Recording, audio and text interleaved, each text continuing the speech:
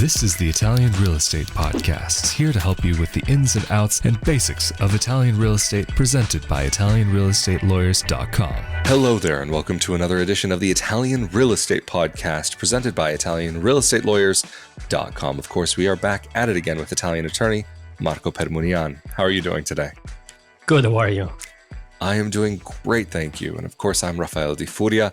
And in this episode, we wanted to compare purchasing a €1 home versus a low-cost home in Italy. In some cases, you can get in total, a very similar price. So why go for a €1 home, or why go for a low-cost property? Marco, would you mind giving us a little bit of insight as to what the processes look for purchasing each type of home in Italy? Many people become interested in exploring the €1 home projects because they see them in the news, especially in the American news. These projects are very, very popular. And like you said, today we'd like to compare and contrast the two options, meaning buying a €1 home or buying a low-cost property.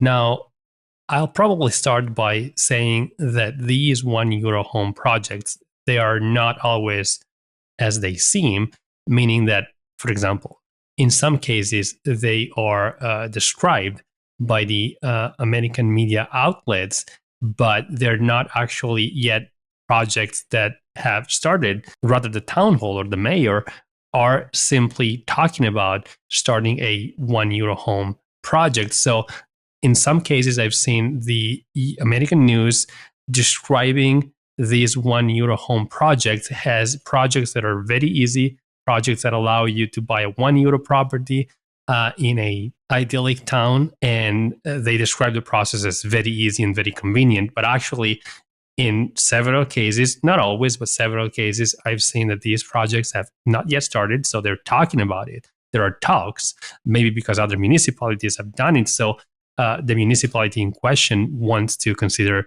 doing a €1 house project. And also the process that is described in the news is in some cases not accurate. Also, in several cases, I've seen the American news focusing on the emotional aspect of purchasing a €1 home or a home in Italy and, starting a new life in Italy. And by doing so, they completely omit the procedural and bureaucratic aspects of the process, which are not insignificant.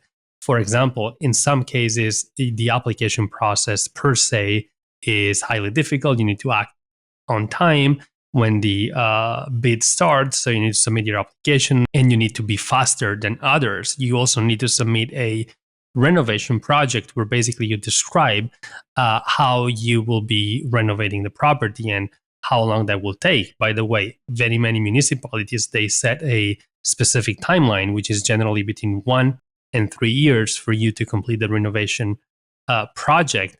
And if you fail to meet the deadline, the deposit that you're actually asked to pay at the beginning is lost, meaning in very many cases, I've seen towns asking applicants to put up a deposit that is not returned if you fail to meet all of the requirements. In some cases, applicants are chosen based on the best renovation project. Also, in very many cases, the person is required to establish residency in the town, so actually move to the town where they purchased the €1 home. There are at times limits basically on the actual ownership rights, meaning that you can't sell the property for a specific period of time. So there are many requirements that make this process highly difficult, and the effort required is, again, non-insignificant. Furthermore, you will have to take into account the fact that you will have to speak with the general contractor or the different companies that are involved in the renovation work if you intend on using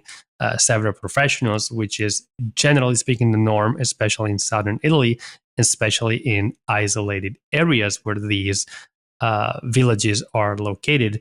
And it goes without saying, the goal of the towns that propose these initiatives is to repopulate the town and rebuild and renovate these houses that are, in very many cases, falling apart. By the way, it's possible that the renovation works that are necessary are so heavy, so important, that it's actually easier to destroy the house and rebuild it. So it's not as it seems. It's not like the American news make it sound. The costs involved, generally speaking, are high. Now, on the other hand, in Italy, there are tax incentives in certain areas for people that renovate properties. So there are tax deductions. So that's definitely a pro. Also, another bonus of buying a €1 home is that you don't have to deal with the real estate agency, which in a normal transaction will expect to be paid a hefty commission fee, which could be as high as 3 or 4%, even 5% in some areas. But generally speaking, for low cost properties, it's between the 3 and 4%. There is no real estate agent involved because the town will, generally speaking, act as a liaison between the potential buyer and the homeowner. So the homeowner and the buyer can go straight to the notary to finalize the deed, and there is no real estate agent involved. Also, another pro of buying a €1 home is that they are generally located in the historic center of beautiful villages, especially in southern Italy. So the advantage would be that it wouldn't be as easy to find a normal home in the historic center of a village like that. They may exist, but generally speaking, you'll find more properties that were abandoned or properties that are no longer used by their owners and that are become part of these €1 home projects. Now, like I said, these properties are generally located in the historic center of these villages because these historic centers, they were basically abandoned, and these properties are now no longer in use, in some cases falling apart because the owners, they moved to larger towns or because the property was inherited and now the new owners, generally there are more than one, are not interested in using the property in that specific location, meaning in the historic center of a village in the middle of nowhere. People right now in Italy tend to move outside of smaller villages, and they tend to move to bigger cities or major cities in Italy. Now, to go back to your initial question regarding comparing €1 homes to low cost properties, evidently the cost per se of a so-called low cost property in Italy is much higher than the initial cost of a €1 home, meaning it's not going to be €1. But generally speaking, in the south of Italy, you can easily find decent properties that maybe require renovation works for say between 30 and 60,000 euros. Now, the higher the price, the less renovation works are normally necessary. And we have said it many times, in the north of Italy, the value of properties tends to be a little bit higher compared to central Italy and especially to southern Italy. So it's going to be very easy to find a low cost property in central Italy or southern Italy at a price between 30,000 euros and 60,000 euros. Now, these lower cost properties have some advantages compared to €1 homes. First of all, they're readily available. Generally speaking, you can buy a low cost property fairly quickly, especially if you pay in cash, as opposed to the process that you have to go through to secure a €1 home, which could take even months. And it's a very complex and bureaucratic process that we just partially described before, but there's even more depending on the towns, depending on the single projects. On the other hand, buying a regular property is as easy as making an offer, and if it's accepted, you can go straight to the notary and sign the deed, or you can give power of attorney to an attorney or a person who can represent you before the notary, and you become the legitimate owner of the property at the time of the closing. So in short, the purchase process that you would have to go through to buy a regular home is much, much easier compared to the purchase process of a €1 home, which, by the way, in very many cases involves a bid. So the actual purchase price may not even be €1, but it could be a higher price depending on how many bidders are competing. Now, let's keep in mind that the price of a property especially if we're talking about southern Italy or central Italy, can in very many cases be negotiated, which is not the case, of course, for the €1 homes. So if you find a property at, say, €50,000, you can expect to have some room for negotiations. It's not always the case, but it's generally the rule.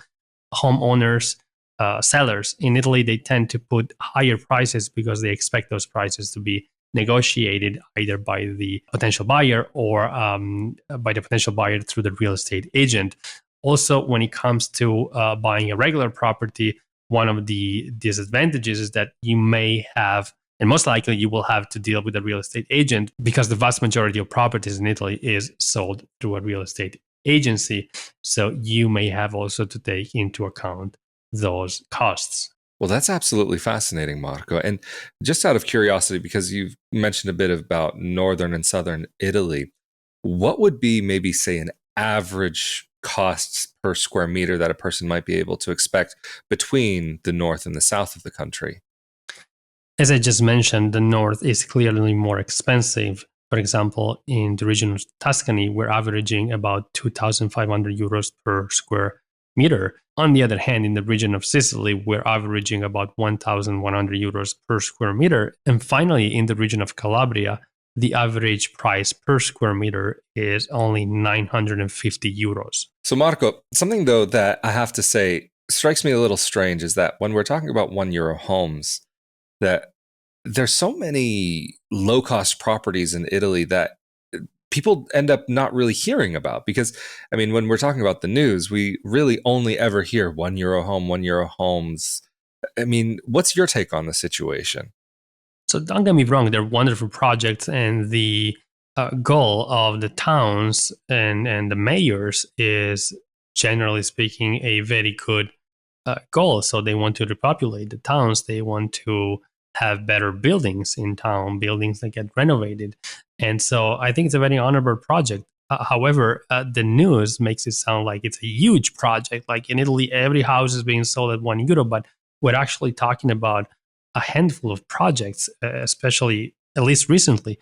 And in each project, probably I'd say from 6 to 10 houses were sold for €1. And like I said, in some cases, the price was actually not €1, but it was starting from €1. So we're really talking about just a few houses that have been sold for €1 in the past couple of years. But the news makes it sound like it's a huge amount of properties.